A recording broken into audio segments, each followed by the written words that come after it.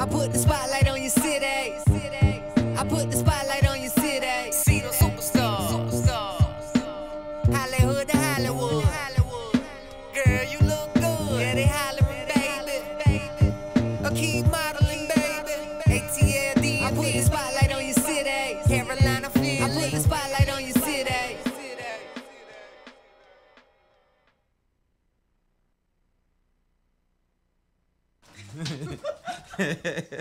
Ladies and gentlemen, spotlight over the city. We are live. My co-host something else. I am your host, Stan Long, along with the one and only Dana Dayne. What's going on, Dana? Hey, glad to be here. Oh my goodness, he's put the cameras on so fast I couldn't get my laugh out and talk my trash, but hey, but we here, right? Glad to be here. Yeah, I'm glad to see you. Where you been? This rain is. I almost didn't make it. Had I guessed not had a huge umbrella, I would still be sitting in the car letting you work the first part of the show. Hey, because I could not get this hair wet because it's not mine and it's hard to get this stuff straight. Well, you can just get some more. If it get wet, you just buy you some new hair. But don't laugh at me. Just get some new hair. You hear me? Somebody.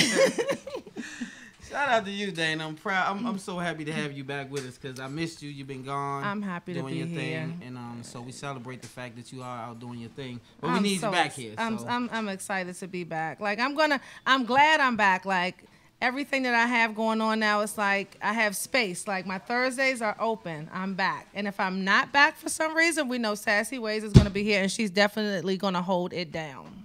Shout out to Sassy Ways. Let me tell you something. I called her everything but Sassy Ways last week. What'd you call her? Sassy Watts. Sassy kind of mess, man. You might as well just stick with Sassy. That's what I got to do. Yeah, but I got it now. Sassy Ways. Shout out to Sassy. Ways. Hey, let me tell you, she held it down. More than held it down. Actually, she held me down in a major way because I was all over the place, and you know how I be doing sometimes. She was right there in the cut to fill me in. She's great at what she does. I asked Sassy to look up. We did a special on Black Wall Street last week. She had more information on it than I did when I got here. She was filling me in. Oh, yeah, you know, at the grocery store, they started the... I was like, yeah, she on it. That's so good. Shout out to you, Sassy. I love you. I'll be glad when you come back as well to be a part of Spotlight Over the City because you are a great That's right. We love you, Sassy. So today, we have an amazing show. Yes, we do. Yes, we do. All of our shows are amazing. I'm just so excited because I swear, and this is just me, and I'm going to speak my mind and be honest. Ever since we came to Listen Vision Studios, I feel like we have been looking great. We have been popping. We've been looking great. The energy, the producers. I'm so glad we decided to come here. I think this was the best thing we could have done. And shout out to Jacob. Let me tell you about Jacob, though. Jacob is the coolest. Jacob is the coolest of the coolest. Yes, when I say he hold us down every single week, sometimes we don't even have no freaking clips, and Jacob makes some appear like some magic. I don't know how he does it. And when we talk too much, Jason, this one right here. Jacob tells us to be quiet, like wrap it up. You guys have 2 minutes, and sometimes we act like we don't see him, but he's like cut. So he's on his job. So we love you. Shout out to the whole Listen Vision. Shout out to Jeremy. Shout out to everybody, Morgan, the whole staff. Everybody holds us down. Make sure we shine. It's like home. And so yeah, Roscoe Johnson, my man. Guess what? We go back a long way. We started out and recognized together. He took some acting classes prior to. I didn't do that. So my acting career was short-lived. It's not too late. It's not. It's really not. I'm on the director side. But this young man has taken off, so I can't wait to get him up here on the platform. But before we get into it, we got to talk about Word on the Street. That's right. Let's go. This right here is, I mean, some of it is funny, some of it not so much. I'm going to start off with, let me get my notes together. I wrote this down. I had to talk about this one. Justin Bieber was the easy one.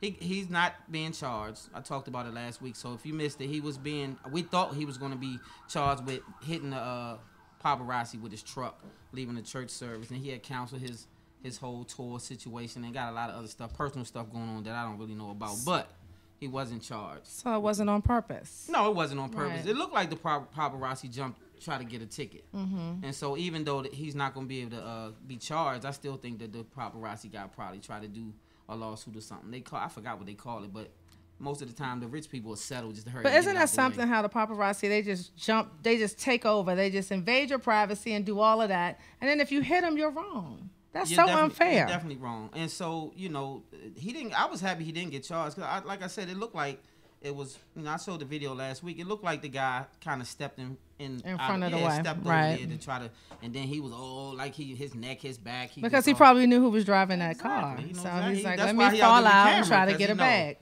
Yeah, he know exactly. There you go. Let's see. So next up, Suge Knight. I got a clip about this one. We'll go to the clip and I'll come back right back and talk about Suge Knight. Suge Knight is, I don't know what's going on. He's at it again. Yes, he's at it again. He is being indicted. He got indicted yesterday for allegedly sending threatening texts to F. Gary Gray. F. Gary Gray is a big producer who produced Straight Outta Compton. And so Suge was in his feelings because he didn't like how he was portrayed in the movie. And he's not getting a bag. I saw that on the news. I saw that on the news when the movie came out. So he was in his feelings. The indictment, this was struck me strange. The indictment came in February. And so they just served him yesterday. I didn't understand how come it took 6 months. He might have intimidated. So anyway, we'll go to the clip. I'll let people check it out for themselves. We'll go to that. You got that clip, Justin? We'll go to that clip and we'll be Jacob. I call him Justin. We'll be right back right after this message. Spotlight over the city. Right after this clip. Conflicts arising from Straight Outta Compton have sparked a parade of legal nightmares for Marion Suge Knight, the latest of which saw him arraigned in an L.A. courtroom Thursday morning for allegedly threatening that film's director, F. Gary Gray. Knight was indicted in February on a charge of violating California's Penal Code 422A, which involves willful threats to commit a crime which will result in death or great bodily injury to another person. He's also currently awaiting a 2018 trial for the murder of Terry Carter and attempted murder of Clay Bone Sloan, for which Knight pled not guilty. So as if he wasn't in enough trouble. Suge. Come on, Suge. Suge, come on now. I should. When will he learn? First of all, your bully day's over. Like, when the barbershop dude knocked you out, I lost respect. Like, in real life? Yeah, real respect. Hey, am I lying? Did he knock him out? I saw the clip. Oh, I missed that. A little young dude, he came up. I don't really know what the situation was about, but Suge pressed the dude out for something. I don't know what it was. I guess they had a disagreement. Whatever the case was. And he knocked him out. He put his hands on Suge and folded Suge up. Wow, in front I missed that one. And so, yeah, I could. And so after that, you can't be a bully after that. Like, you gotta go straighten that out. If you didn't handle that, just relax, do your time. Cause at this point, you already being indicted for murder. Like, okay, now what? What we doing? When do you learn? When do you just stop and just say, okay, let me get my life together. Let me chill out, because I wonder how old Suge is. And that's what I'm thinking. You too old. You know better. Yeah. I mean, like, at this age, you already know about money. You've had money for quite some time. Even if you lost it, you know what money feels like. So my mind would be on that at that age and stage of, like, beating this charge, getting out of prison, and revamping my career and doing something with some music or whatever I need to do to get my life straight. You know, some people will never change. Well, anyway, I hope it's all alleged. I didn't see the text. But in my mind, Suge, you got to slow down a little bit, Suge. You already facing time. When you going to learn, Suge? You don't want to die in prison. Come on, so man. Crazy. On another note, Ray Lewis is the sellout of the day. I had a lot of respect for Mr. Ray Lewis. Why did you lose it? Why did you lose it? Mr. Ray Lewis decided that he was going to make a post, and he was on there talking to Shannon Sharp about Mr. Colin Kaepernick. And he was downplaying Colin, saying you should just basically get over it, Colin. There's no place for that in football, Colin. I'm an Uncle Tom, Colin. Don't do it. Let me dance the jig, Colin. I hated it. I lost total respect for that because Colin Kaepernick, everybody may not agree with his stance, but this is what I don't like. People not addressing why this young man is kneeling, sitting, rolling, whatever. Right. You're not addressing the issue. The issue is police brutality is real. Yes, black on black crime is real. So is white on white crime, Asian on Asian crime. If you live in a white community, you're going to get killed by a white man more than likely. If you live in a black community, you're going to be killed by a black man more than likely. This is not like, oh my God, no, that's just the dynamics of the business. If you in a situation in a black community, white people don't come in your community killing. That's just not how it happens. If you in a white community, black people normally don't come in your community killing. They don't be in your community. So that's why the ratio of black on black crime is no different than white on white crime, Asian on Asian crime. So I'm not knocking it. I'm not downplaying it. But what I am saying is Ray Lewis, for him to stand up and say, you're wasting your time, Colin Kaepernick. You shouldn't do this. Just play football. Our sanctuary is the football field, and that's foolishness. And that's when you lost me.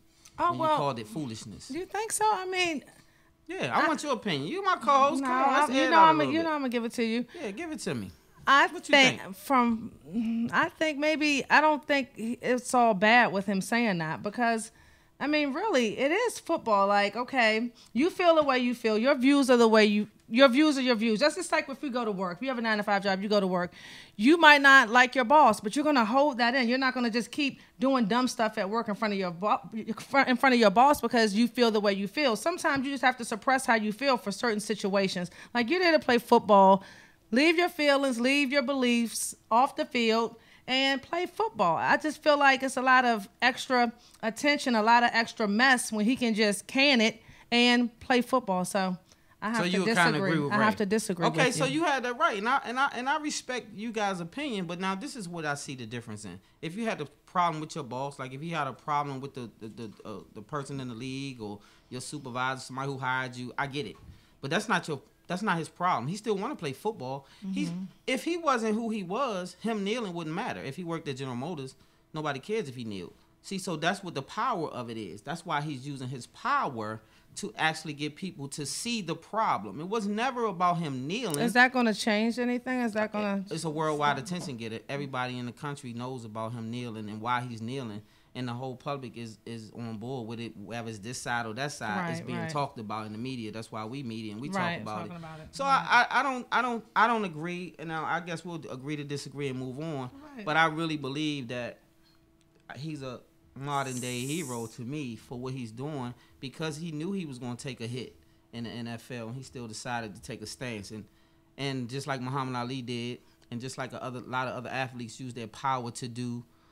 Joe Louis, a lot of people have done it, and I believe that it's necessary today because regular citizens don't seem to matter. So maybe if we could get the general public in a mass level to see the problem and not just in your community, then maybe it would help. That's what I say. I get your point on that. So, but I get your point as well. So, moving on. This shocked me. This just came to me today. Kid Creole of Grandmaster Flash. Remember Grandmaster Flash? Yeah. You had to do that for me to remember it. You seen that? You seen how I remember, but it worked though, didn't it? Yeah, it did. Okay, so guess what he did? What? He done messed around and got charged with murder. And it was on a humble. This is how life can change for you. He's on his way to work. On his way to work, for real. Physically go to work. And a young man, a homeless man, was drunk and impeded him and started, giving him problems. And so he ended up, one thing led to another. I don't know the whole story because it's fresh. And he ended up stabbing the guy to death. So he's like going to work and carrying a knife with him. Well, I don't know. I don't know what community he's coming from. I don't know how far he had to walk. I don't know if he felt threatened or whatever. I don't know what the case was, why he had a knife or where he got the knife. But I know he used the knife, and he's now being charged for murder and has been arrested. I was like, wow, because he's an older cat, too. Some people will never learn. I mean, but these things can happen. Especially if you're carrying a knife. Happen, if you didn't have a knife, maybe it wouldn't have happened. So now think about it. If you don't have a knife and you're being threatened on your way to work, what if was he threatened with a gun or was somebody just talking trash? Sometimes when people just talking trash, you just have to walk away.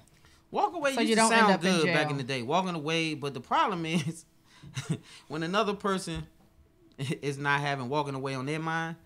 If they don't have a weapon, though, is my whole thing. If they don't have a weapon, and you didn't say that the person pulled out a gun or a knife, you just said he pulled out a knife and he's going to jail. So had he not had a knife, maybe he would be home with his family. And maybe he would be also dead, maybe, if this person was, you don't know what this person possessed and you don't know why he even pulled out a knife. And I don't either. But I'm saying that to say, I've been in a situation on more than one occasion, unfortunately, that a weapon was necessary.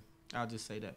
And if I did not have a weapon to defend myself, then I may not be sitting here on this platform. Did the other person have a weapon? Yes. Okay, so that's a fair fight. And but I didn't go into it knowing that this person had a weapon. Right. But I'm a just in case type of person. Just, that's how I think. So in other words, I was prepared, but it ended up bad. Well, thank goodness you learned from your mistakes and you've grown since then. So when you talk about people his age, sometimes you have to get past your mentality of what it once was when you were younger. So that's very true. So my I would say this to everybody young. We're gonna move on because we got to get to it. I will say this: if you have to go somewhere where you definitely feel you need a weapon, think twice about going. You shouldn't be there. It took me 49 years to get this point, but because I used to feel like I shouldn't not be able to go where I want to, and I should be able to basically go and do. but you have to think a little bit because trouble costs, young men and women. Trouble costs. I'm going to tell you, if you got them lawyer fees popping off and you got to make bond and get bailed out of jail, it's going to cost you some money. Just know that. And it's not worth it. And it's not worth it. So moving on. Erica Mena from Love and Hip Hop had to put her hands on a young man. Actually, they had a conference, an altercation, and the young man made her feel away. And I guess you know Erica Mena. You remember her? Yeah, I do.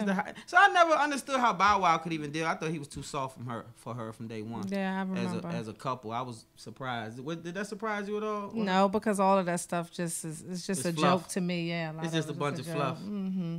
That's how I feel anyway. It might not be, but through my eyes, yeah, pretty much. Hey, it's Hollywood. You know? And they're getting paid for it, so They more getting power paid to them. I'm for not it. mad at them. I would love to be on a show, but I just can't act a fool. I couldn't. And that's hard to be on a reality show these days without them expecting you to act a fool or setting up situations that will cause you to act a fool. So I'll just lean back from that mess. So we'll let our guests speak. What y'all getting? Y'all, we got a call-in number today. I gotta hook up our call-in number, you guys. So second half, we'll get you guys calling in a little bit. But right now, we're gonna go to a commercial. We're gonna bring up our first guest. Be back I with definitely our didn't mean to great guest. downplay our other guests either. We have two guests, you guys, two amazing guests. Everett Browning Sr. And I just want you all to know, you heard me just say Everett Browning Sr., but soon we're going to be saying Senator Browning. I like that. Stay tuned. Spotlight over the city. Spotlight we'll be over right the back. From New York, Ebro in the morning on Hot 97. I want to play you some audio of Ray Lewis. Do we have to? Yes. Is it Muhammad Ali or Ray Lewis? He released this video on social media yesterday basically telling Colin Kaepernick to stop protesting. So while people talking about what's this and why Ray said this, No, that's Muhammad Ali. Ray Run the ain't other saying clip. nothing, and if people really want to help you, they'll pray for you, brother. They'll lead you the right way and stop encouraging you to be caught up in some of this nonsense. The battles you fighting, brother, people way before us been fighting these for many, many, many years. And that's why I take each and every one of these kids, and that's why I take them away from their environments and give them something else to see in life. And that's why I played the way I played. The football field is our sanctuary. If you do nothing else, young man, get back on the football field and let your play speak for itself. And what you do off the field, don't let too many people know, because they going to judge you anyway, no matter what you do, no matter if it's good or bad. All right? Cap, be good. Take care of yourself. Brother for life. A lot of people talking for you. A lot of people got your back. Listen, it's me, Ray Lewis, Muhammad Ali. And when I get you in the ring, you gonna call me king. Why does he talk like you that? hear me, Kaepernick? Yo, wait, why does he talk like that? Because he's preaching. Huh? You just pray at home. Well, listen. I don't even know what to say to Ray Lewis right now other than hit him with the congratulations. Congratulations, you played yourself. Yo, Ray Lewis, B. Colin Kaepernick is not harming anyone. Just because he did something that polarizes people does not mean Colin Kaepernick should bitch up. And by the way, let's keep in mind, it's not like Colin's out here running around doing interviews. No, not at all. He's just doing incredible things for his community and his people. That's it. And people who care are covering it. It's not like he's holding press conferences about everything that he's doing. Although I'll tell you what, It's so ridiculous. Sometimes I think he should do a few more interviews. And say what? Just exactly what his goals are. But he's already said it. He's showing you what his goals are. He's showing you. I hear you. I swear. Ladies and gentlemen, Spotlight of the City. We are back with the one and only Roscoe Johnson, a.k.a. Malik Styles, a.k.a. Get It Done, a.k.a. Mr. Actor of the Year. What's going on, boss? Thank you, man. What an introduction. I appreciate it. Right, Glad that was to hot. be here. Hey, We're man, glad it's to a have pleasure you. to have you on board, man. Yeah. So let's get right to it. Acting. What made you first want to get into acting? Because I know you're from here, but I met you in Atlanta on a set, actually. So what made you say, you know what, I'm going to become an actor? Well, I, raised my kids in Atlanta since I left D.C. in 2004 and started taking classes, man, around 2010. And, I just was kind of bored with the blue-collar life and say, I know I have talent and I want to, hone these skills, whatever it may be. So it just ended up being acting. And not long after that, maybe a year after that, we got recognized, And Exactly. that's Shout where out we to met. Terry Miles. That's Director right. Hey, of Recognize Terry. 1 and 2. What's happening? Yeah.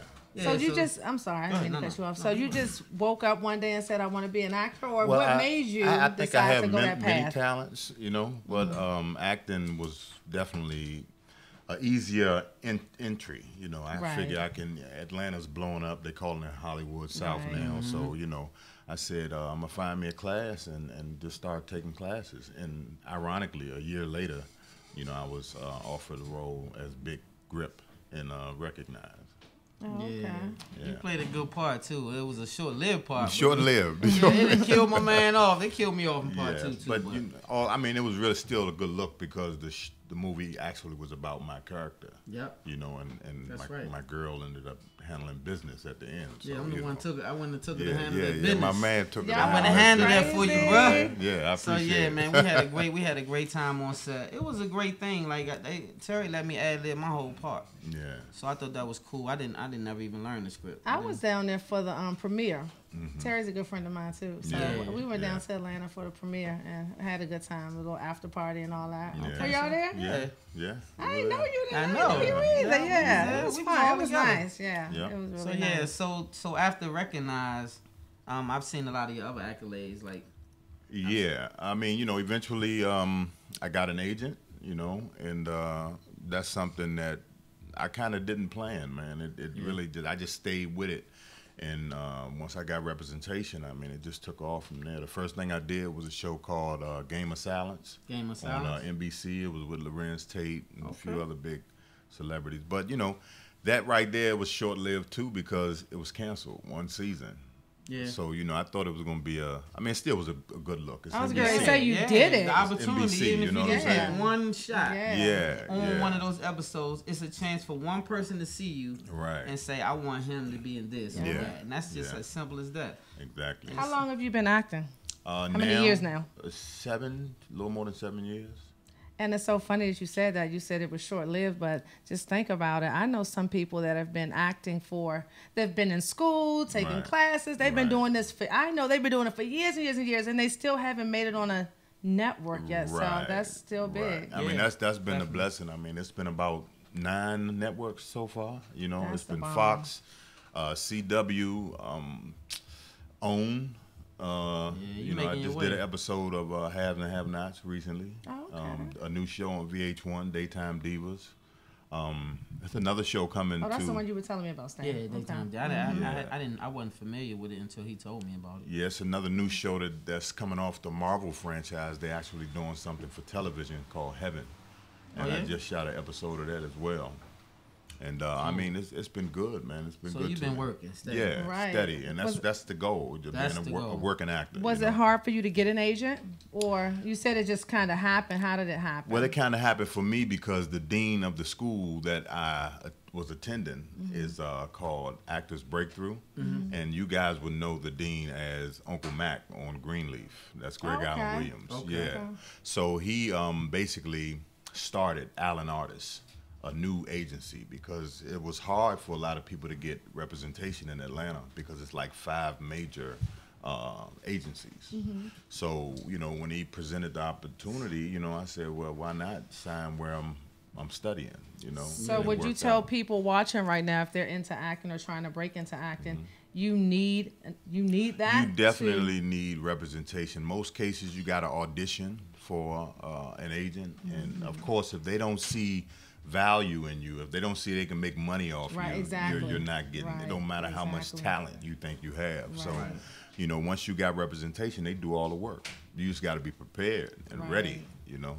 So that's why they make sure you're talented enough for them to put the work in, because they actually represent you. You know, before they see you, they already spoke on you, and so you're supposed to be able to deliver. Exactly. I guess and if that's you don't just book, like a manager of any type. Like, I don't want to work with you if you can't bring money in. Exactly. Like, they look at you like a dollar sign. If you're a good agent or you're a good manager, you know what you can do, but you can only do so much unless your client is good. Like, you know, if he knows that, oh, he's a great actor, so I know what I can do. I'm getting ready to get some money. If I help him get money, I eat. So So Tales, let's talk a bit about Tales. That's a heck of a cast. Yeah. First of all, it's different cast. Different. That's what I'm learning. Yeah, tell us about it, because different cast because kind of like Tales from the Crypt. You know, it's different topics. It's going to be different casts. It's an anthology series. So everything is going to be different. No one, you may or may not see the same person in a future episode, but it's going to be a totally different subject matter. How did you get that? I know Irv Gotti is producing now. How did you get that? Yeah, and at the time when I auditioned, I didn't know that Irv Gotti was producing it. And, you know, my agent sent me the audition, and 90% of the auditions today are put on tape. So you rarely walk in the room. Yeah, you rarely walk in the room these days. So I did it. I, you know, sent the tape in, and a lot of times people don't book the role from the tape audition. They still want you to come in the room and do it in front of the producers, the directors, or whatever. But yeah, I sent it in and I booked straight off a tape. And then at the table read, that's when they bring them in. That's your, you know, your EP. Irv Gotti, I'm like, wow, you know, I mean, So where you this didn't guy even been? know until that moment. Yeah, So to the table read. Even when you got the part, you still didn't know. I didn't know until we got to the table read. So did you know Benny Boone was? Shout out to Benny Boone too. Benny Boone has been around for a long time, all the way in the video days. And just directed the Tupac movie. Yeah? Yeah, he directed that. Oh, yeah, he sure did. Yeah. Okay, shout out to Benny Boone. And so when I saw that, I was like, this is going to be heavy. Like, this is a good cast. Lorenz Tate. Yeah, well, yeah. I mean, it's so many people in this thing, man, that, I mean, if you turn your head, you're going to miss it. You know what I mean? It's a whole bunch, because it starts back up in October.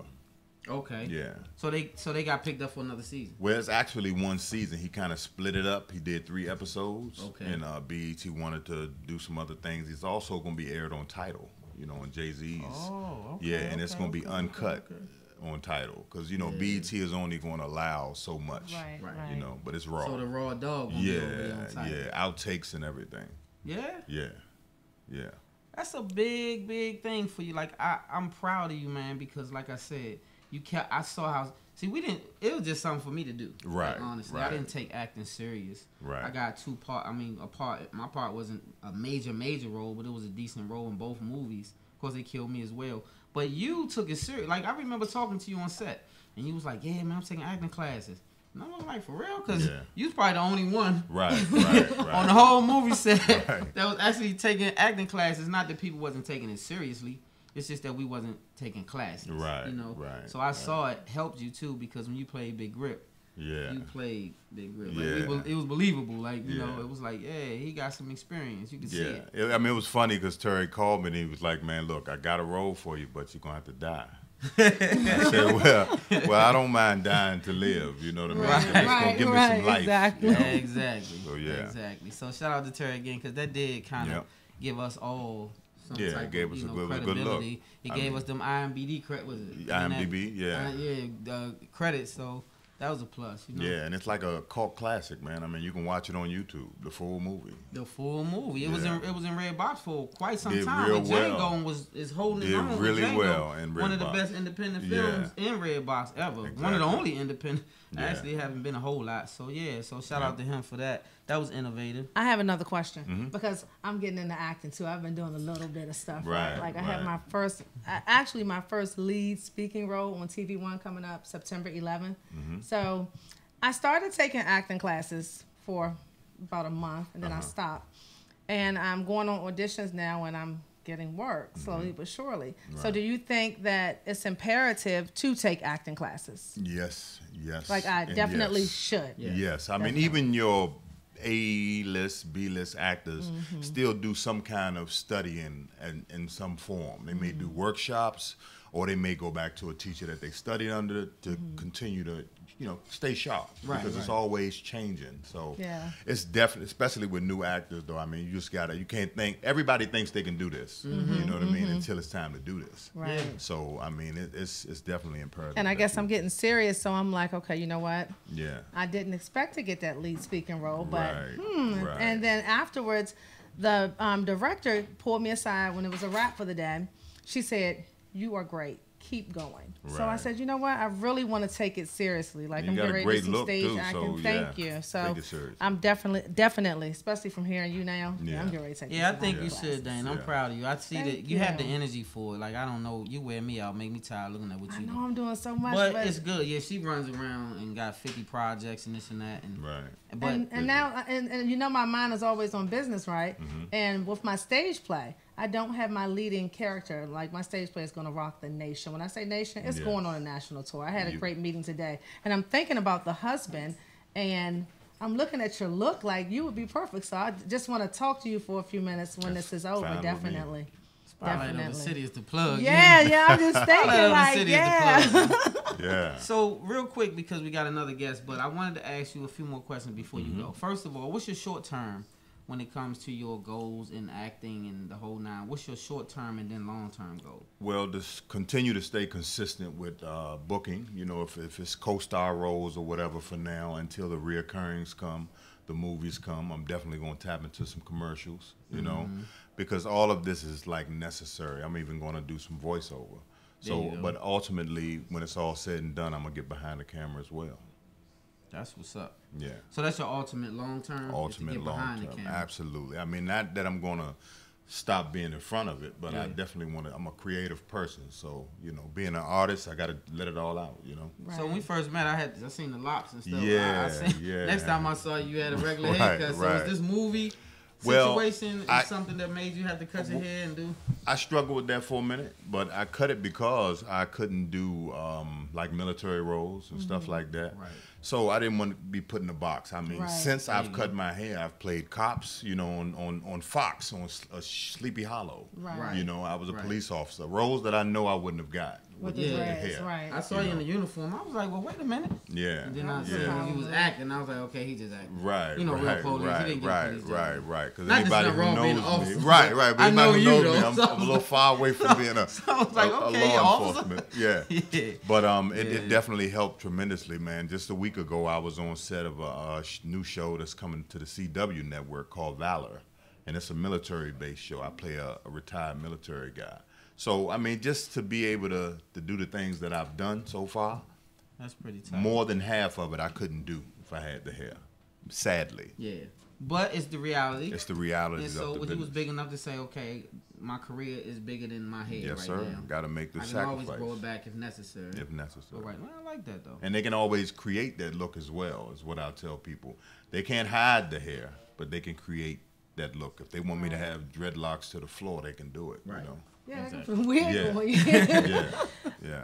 All right, man, we got to wrap it up because, of course, we got another guest coming up. But I definitely appreciate you. I want you to plug everything that you have, whatever you want to plug, your social medias, your next appearances, whatever you have. Yeah, again, it's Roscoe Johnson, also known as Malik Styles, my social media. Malik Styles on Facebook, M-Style, S-E-N-T. On Instagram, and look for me in a few new projects, man. Just keep your TV on, basically. Right, I know. Keep it on. So, shout out to Benny Boom again. Shout out to Herb Gotti, the whole project. Shout out to you for coming through. I appreciate you because, of course, you don't even live in D.C. anymore. You all the way in Atlanta. Yeah. So you took the time out to come here. So love. we appreciate you coming coming out and showing us love. For having me. So we'll go to the Tales clip on your way out. And thanks again, man. You got any social media? I just plugged the social media. Give a little shout out to my guy Bruce Blackshear. He's the guy who helps me. We help each other. Iron sharpens iron. That's what's up. He's another actor. You probably have him on the show soon. Okay, cool. Good guy, good brother. And Greg Allen Williams, the dean of Actors Breakthrough, and he's my mentor as well, big bro. All right. Well, thanks for coming through Spotlight Over the City.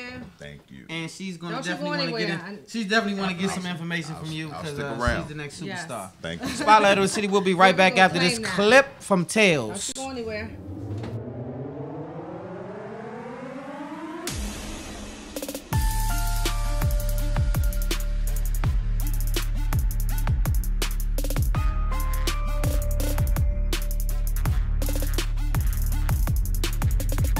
What up, it's Breezy, man. I play the role of Ty in Tales episode Children's Story. I'm Nafisa Williams, and I play Jenny Davis on the first episode of Tales, F the Police. What's up, I'm Lance Gross, and I play Reggie in the Trap Queen episode of Tales.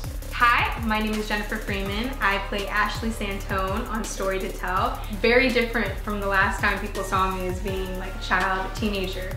You know, I have my first love scene in this, so I think it's like a reintroduction to the woman, Jennifer.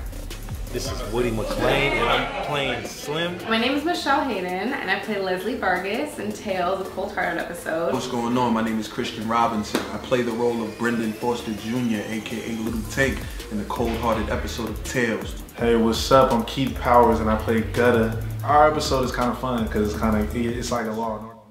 Spotlight over the city. We are back, and we have your host, the man with the master plan, Stan Long. Who's that? Who? What? Yeah, you the man with the master plan. I'm just No, we have a great guest. Let's get right to it. We have another co-host. super guest today. We sure do, and his name is, drum roll please, Everett Browning Sr. Yes. It's great to have you. How are you? I'm doing well. Thank you so much. You're so crazy.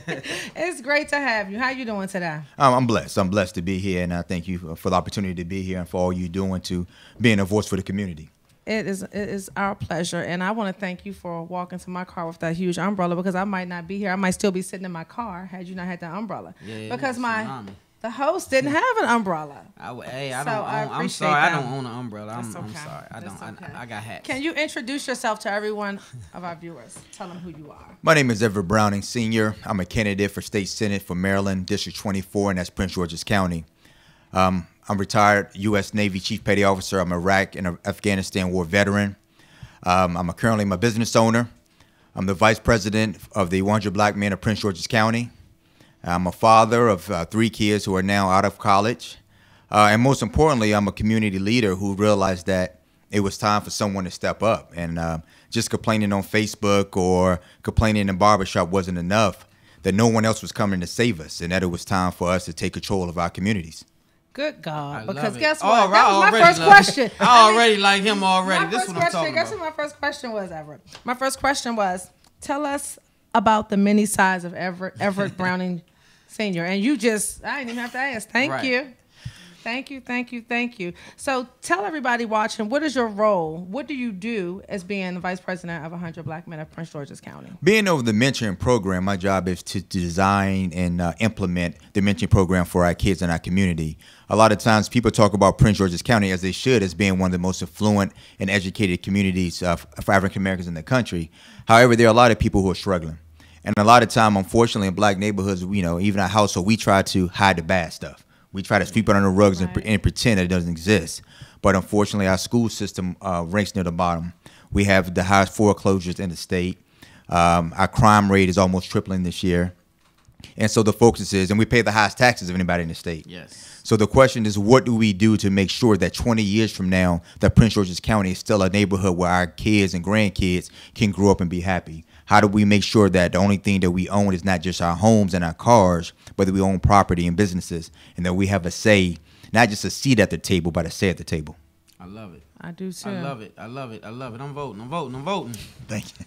So we're already gonna declare you that next person. Yeah, you see, I keep saying that when I was sharing this post. You see, when I tagged you in, and I was like, okay, this will be the next senator. So Yes. it will start getting used to saying Senator. Well, will we say senior? Will we say Senator Browning Sr., or will we just say Senator Browning? Will we Senator put the Browning senior on is there? the funny thing. I say senior a lot.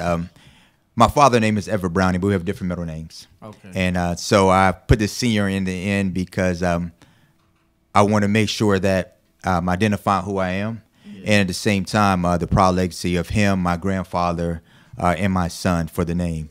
And senior is important to me because a lot of times there's a stigma out here that black men aren't proud of or claiming their children. So I want people to know that I have a son and I have daughters, and I'm very proud of them, and they are the reason to save my life. I will let you know I have 3 kids, and I had all 3 of my kids before I turned 20 years old. All 3 before 20? Before I turned 20 years old, and I joined the military, and my kids saved my life.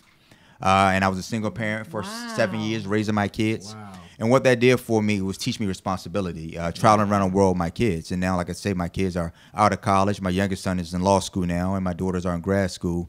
And the focus is, we tell people that if you come from certain neighborhoods, or if you come from certain backgrounds, that your destiny is written. And that if you're not born into money, or if you don't have a certain education, you can't lead. So me running, my main goal is to open that door and let you know you don't have to be chosen. You don't have to come from the right place to lead our neighborhood. We keep on expecting people who don't know our streets and know our families to do the right thing by us. They have their own agenda, and it's not for us to succeed. Right. Wow. Man, listen, when I tell you a strong voice, I'm proud of you as a man, though, listening to you as a man. It doesn't even have anything to do with your seat, your political position. Just you as a person and the things that I'm just hearing you say makes me proud to say, you know what, this young man is on the ball. Thank you, brother. It means a lot. I love it. Anything that I can do, we can do over here. Spotlight. You got a home here. You want to come here and talk about issues, whatever the case is, we'll open up the platform and let you do that on a wider scale. That means a lot. Necessary. And the education far as politics is one thing that's missing a lot in African American community. Sometimes we get so caught up in what's happening in the White House down the street that we forget that our budgets, our schools, our police, our taxes, all those things are controlled by our local politicians, and most people can't tell you who their county council person is, what district they live in, who are their delegates, who are their senators. But those are people who decide how much money your school gets, what job opportunities come, who's the police chief. They choose a superintendent. So it's important for us to, I want to work with people, community voice leaders like yourselves, to make sure we start educating people on why you need to vote, and not just vote. Once someone's in office, they work for you. Right. And if anybody works for you, you hold them accountable. I know, I tell her, if you had a hairdresser and she messed your hair up, you would be like, wait a minute, we got to talk about this. Right. You can't just keep messing my hair up because you got the shop. Right. And what we do, we hire these people and they work for us and we pay their salary and we don't check on them. But I don't think we know how to, that's a good point you're making. I don't think we understand how to use that power. Like, how, if a person is not doing their job in any legislation, how do we say, okay, enough is enough? We want to remove you. How do we take those steps to remove that person? The first thing we have to do, we have to make sure we have the information on how to contact our public officials. It's all online, but people don't know. It's like, where do you live? Who was responsible for you? I challenge everyone to go online and by the end of the day, find out, what district do I live in? Right. Who's my city council? Who's my county council? Who's my delegates? What's their number? What's their email? What's their Facebook? And contact them and say, I want a meeting. And if they don't call you back or contact you back, that lets you know how much they respect who you are. Right, exactly. Right. As a And then if you can get 100 people together to go to a party, to go to a barbecue, to come out, get those same people together and start signing a petition. Let them know what you want. A lot of times we just say we want better. Well, what is better? We want better schools. We have to become more specific in our needs and our demands. That's the only way we can walk to the table. Just say, well, we want to get this person in office. Well, the next person will be the same person if you don't say what you expect from your elected officials. Right, right. That makes sense. Yes. That makes sense. When did you decide that you wanted to run for Maryland State Senate for District 24? You know, the funny thing about it was one day I was just mad, and I was sitting around and I was saying, how do we live here? And I was mentoring some young men. And the sad thing about it, I was dropping the kids off, and I realized I've just spent 4 hours with these kids telling them about being respectful, about being a positive person. But then I dropped them off and realized I'm putting them right back in the war zone. People say sometimes these kids, the way they act is a result of PTSD. And I noticed that in the military, man, you don't treat PTSD in a war zone because those same instincts of being on edge and being nervous, they help you survive. And that toughness and that meanness these kids have, that helps them survive where they are. And here I was trying to disarm them and send them back home because I'm saying, well, this is how you got to be in the real world. But that was their real world. And so I realized the best thing I can do for these kids is to change these communities.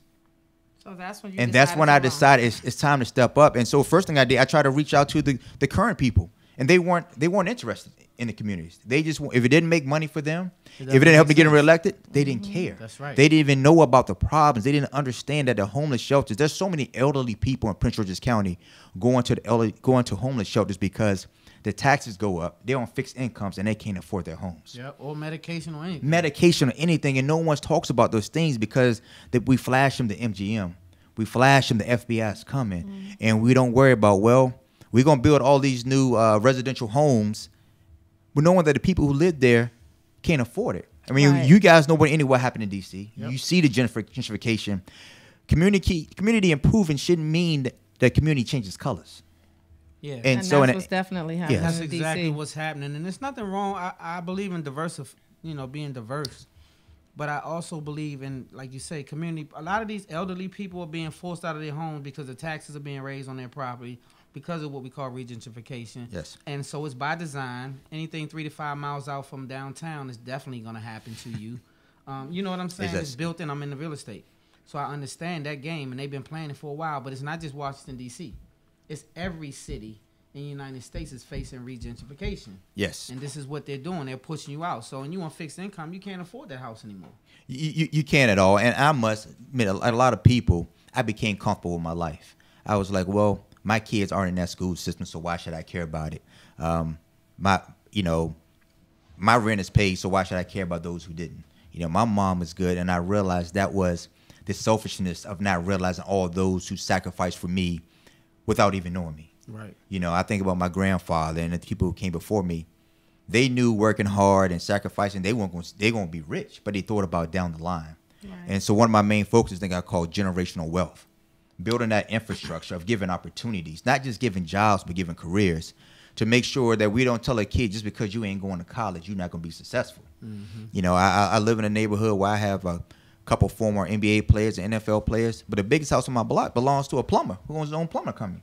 And tell these young men that, hey, if you get in a trade and you get in these unions, life is all right. It's way all right. I love what he said. Yeah. We always say that. Yep. We've had this conversation. We talk about it too, where they need to do it in high school. They need to have classes in high school and then teach you finances. Right. Once you get the money, they need to teach you how to invest in assets and not liabilities and all that kind of stuff.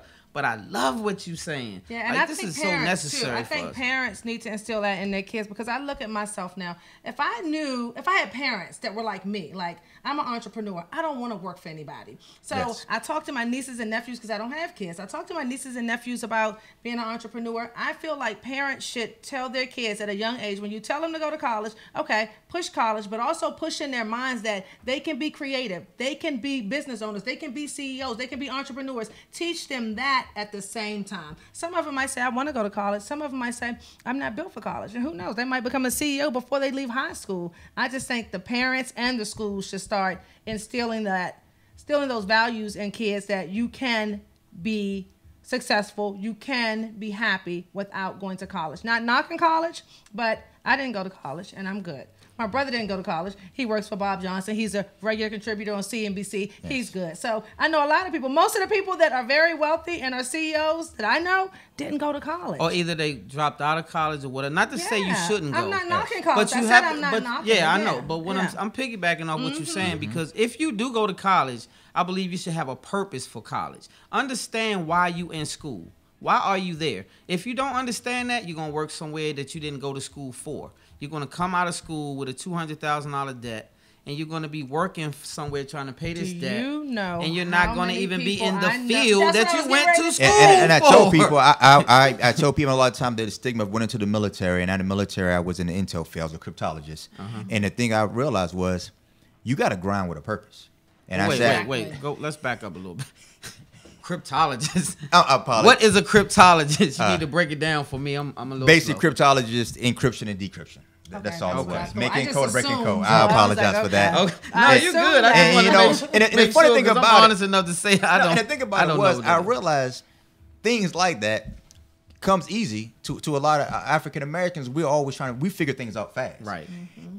And I tell people all the time, if you give how you raise the bar for these kids, they will reach it. They will. And I know you know the problem is, but a lot of parents on here, unfortunately, they don't have the knowledge to tell their kids to be entrepreneurs. So they're scared to tell their kids to dream because they're afraid to say they don't know. And so I know with the 100 Black Men or any programs, we try to bring the parents in. And so my biggest message is, this is not about politics. You don't have to have a platform. You don't have to be in politics to be a leader. We need to stop complaining and assuming because we post something on Facebook, anybody cares. Just because you got followers don't mean you're making a difference. Exactly. What are you doing? And it's a big problem. I can't fix it all. No one can fix it all. But every day try to do something. Go down to the school and say, can I volunteer? Go get some people together and clean up a neighborhood. Do something to make sure people go to your city and county council's meeting. Ask the questions about your neighborhood. We have more power than we know, and then make sure that we don't know the power we have, because if we knew how powerful we could be, we could change our communities right away. But that would take the power away from those who've controlled us for so long. Mm-hmm. Prince George's County is 80% Black.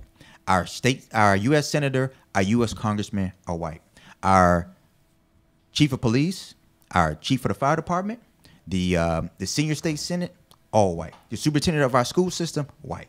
You had 80% of the most educated black people in the world, Wow. but black people are in charge of our own. And we wonder why our interests are being met. Mm-hmm. It's time for us to step up and stop blaming everyone else. It ain't Trump's fault because we've been messed up long before he came in office. That's true. It ain't Hogan's fault. We've been long before that. It's our fault. It's our time to reclaim our community. And I take love your thinking. responsibility Thank for you. ourselves. Real quick, Love it's it. almost time for us to wrap it up, but I have a question.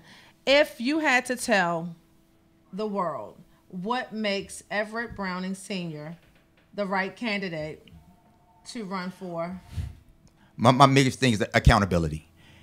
You will always be able to find me, and you will know where I stand. You may not always agree with where I stand, but you will not have to question where I stand. And I will always be available. Accountability and integrity, it starts right there. So my website is www.electbrowning.com. Elect Browning on Facebook and on Twitter. Reach out to me and give me the opportunity to earn your respect and earn your vote. And most importantly, give me the opportunity to get involved with you and work with you.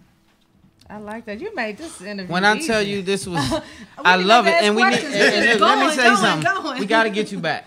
We got to get you back. We got to give you a little more time. Thank you. And the reason I say this is because the things you're saying are important to me in this community. I believe in my people. I believe in people in general. Yes. But I definitely, they say, why are you always on this black people, this black? I am black, and I do have a consciousness for my people, and we are the ones in trouble right now. Yes. Unfortunately, my people are in trouble.